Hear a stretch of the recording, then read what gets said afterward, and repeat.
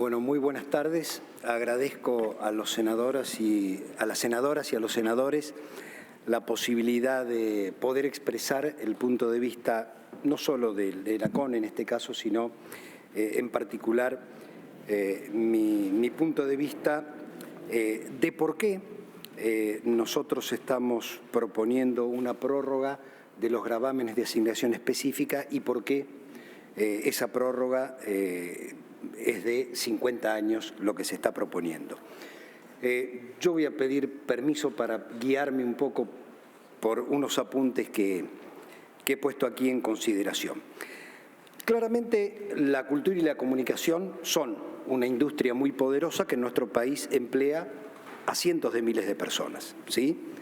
Alrededor de 300.000 personas de manera directa en el audiovisual.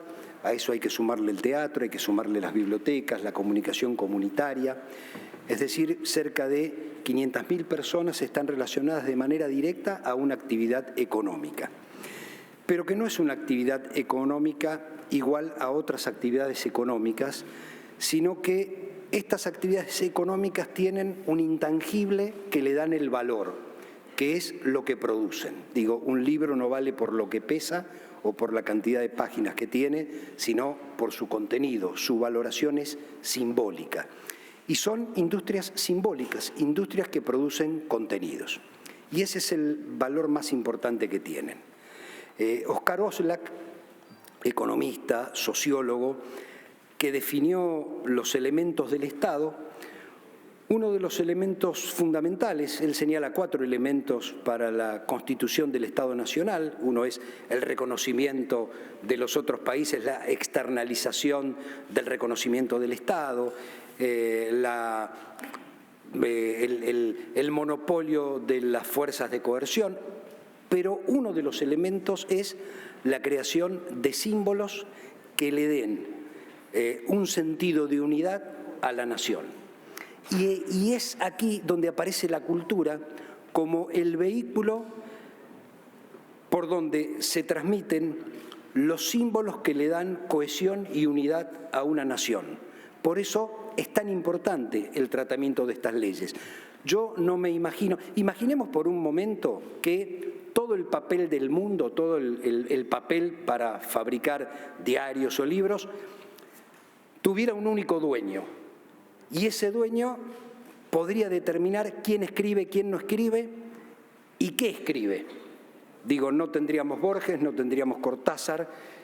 Bueno, con esta materia ocurre algo bastante parecido. Digo, no ocurre con el papel, pero sin embargo, Estados Unidos produce el 85% del audiovisual que se produce, distribuye y exhibe en el mundo. Es un fenómeno característico de esta actividad. Y era así hace 50 años y es así hoy. Y ese 15% restante solo es posible porque existen leyes de promoción, protección y fomento de la actividad cultural. Existen en toda América y existen en toda Europa. Ya en la década del 60, digo, uno no se puede imaginar la Guerra Gaucha o la Historia Oficial o Camila o Gatica el Mono, producida, dirigida y escrita por autores, directores, actores que no sean argentinos. ¿Por qué? Bueno, porque esa identidad, el valor identitario es lo que tiene la cultura.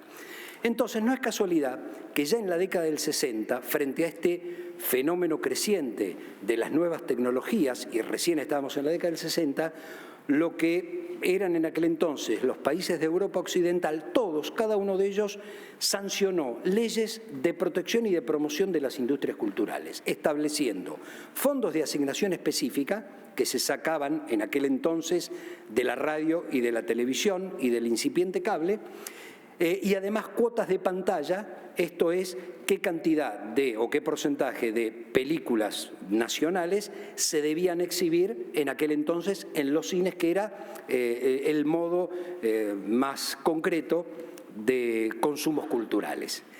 Esas leyes se fueron actualizando y ya en 1989, digo, hace 33 años, nace la primera directiva europea, es decir, toda Europa en su conjunto unifica todas estas leyes estableciendo asignaciones específicas, pero también estableciendo cuotas de pantalla, cuotas de menú, lo que se llama el derecho de antena, es decir, la obligación de producir, la obligación de exhibir las películas, en ese caso, continentales.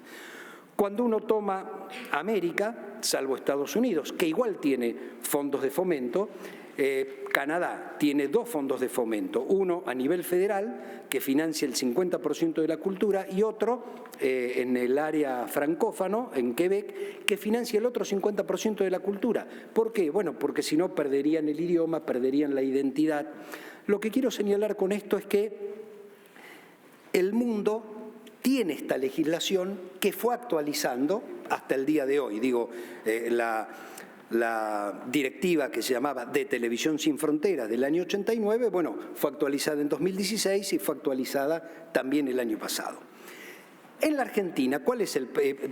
Y además, perdónenme, en materia internacional, en 1995, en la ronda de Montevideo de la Organización Mundial de Comercio, Estados Unidos pretendía que los bienes y servicios culturales fueran considerados mercancías de libre comercio. En ese momento se impuso la tesitura de la excepción, es decir, los bienes y servicios culturales para la Organización Mundial de Comercio quedaron exceptuados de ser considerados bienes transables. Por ese motivo, se pudieron mantener en Europa y en el resto de América y en la Argentina las leyes que establecían fondos de asignación específica. Cuando se acercaba el año 2005, que era la siguiente ronda de la OMC, se avanzó más. La UNESCO sancionó la Convención de la Protección y Promoción de la Diversidad Cultural en el año 2005 por 198 votos contra 2, y Argentina no solo votó a favor, sino que es firmante de una convención que está vigente donde permite a los países mantener las leyes de promoción, de fomento y de protección de las actividades culturales, es decir, asignación específica de fondos para poder seguir produciendo cultura frente a un fenómeno de concentración a nivel mundial que antes se daba vía Hollywood y hoy se da vía plataformas. En la Argentina, les voy a mencionar el número de la ley. La 19798, que es un decreto de ley del año 72, es decir, hace 50 años exactamente, estableció el gravamen para radio y televisión. Es decir, las radios, los canales de televisión y luego el cable pagan un gravamen específico que por la ley de cine va al cine, por la ley del teatro va al teatro, y en el año 2009, por la Ley de Servicios de Comunicación Audiovisual, además del cine y el teatro, va a la música independiente, va a la comunicación comunitaria. Y hay otra ley que es muy anterior, aquí está Carmen Bianchi, que no sé hace cuántos años, la Ley de Financiamiento de las Bibliotecas Populares. Ninguna de estas leyes tenía fecha de vencimiento, como no la tienen en ningún país del mundo. Esto no significa que no tengan revisión periódica. De hecho, la Ciudad de Buenos Aires tiene institutos similares. Yo fui ministro de Cultura de la Ciudad de Buenos Aires en la segunda gestión de Ibarra. Existe desde antes, creo que es el gobierno de la Rúa, que sancionó la ley de Proteatro, la ley de Prodanza, es decir, son institutos que destinan fondos para la danza, para el teatro.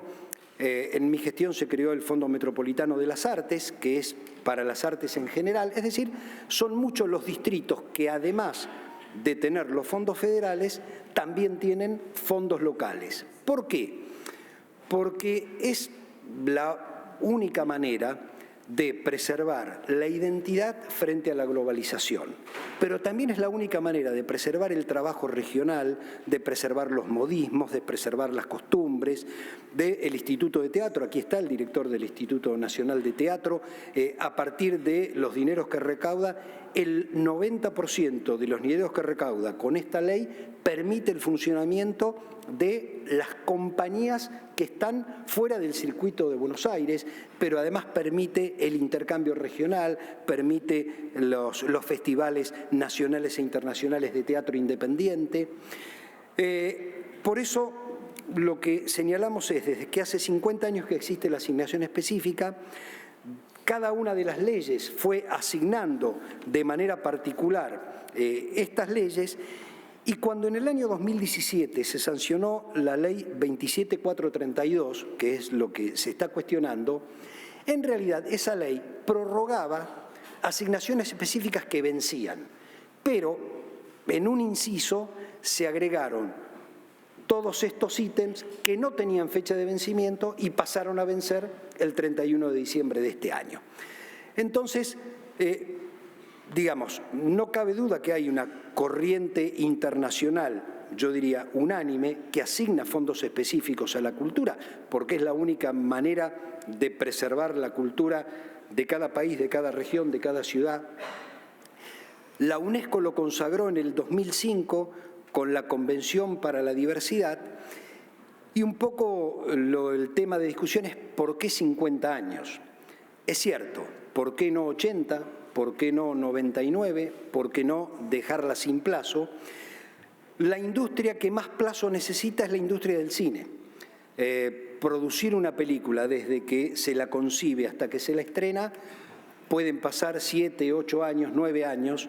Entonces se necesitan leyes sin plazo o con un plazo lo suficientemente extenso para que las inversiones en la actividad, y en el caso del cine exporta mucho, puedan desarrollarse con normalidad. Y obviamente que estas leyes están sujetas siempre a la revisión, no solo del Congreso porque tiene la autoridad política para hacerlo, sino por el avance de las nuevas tecnologías. Yo, para finalizar, lo que digo es que lo que estamos discutiendo en realidad es lo que ya estaba y estaba consagrado como derecho en la Argentina. Nadie cuestionaba, pasó el gobierno de Alfonsín, pasó los dos gobiernos de Menem, pasó el gobierno de la Rúa, el gobierno de Duhalde, el gobierno de Kirchner, los dos gobiernos de Cristina, y esto no estuvo cuestionado en ninguno de los gobiernos que gobernaron desde 1983 hasta la sanción de esta ley en el año 2017. Y creo que nos sentimos orgullosos de nuestra producción cultural, el teatro, el cine, la música, la televisión. Somos Alfredo Alcón, somos Mercedes Sosa, somos Borges. Ellos son los que nos representan y son nuestra cabecera de playa, incluso para otras actividades económicas de la Argentina. Lo que humildemente estamos pidiendo no solo es la prórroga de los impuestos, sino que sea, en este caso, por 50 años, porque en realidad lo que estamos pidiendo es que se permita un trabajo sin apuros o condicionamientos, aclarando, vuelvo a repetir, que esto es solo mantener lo que estaba, porque Europa ya acaba de aprobar, en una cuestión de igualdad, esto mismo para las plataformas de streaming. Lo que hoy la Argentina todavía no regula, Europa ya lo reguló en gravamen, cuota de pantalla, cuota de menú, porque bueno, van cambiando los consumos culturales a través de qué plataformas se ven, pero el espíritu sigue siendo el mismo, que es la preservación y la promoción de la cultura argentina. Gracias.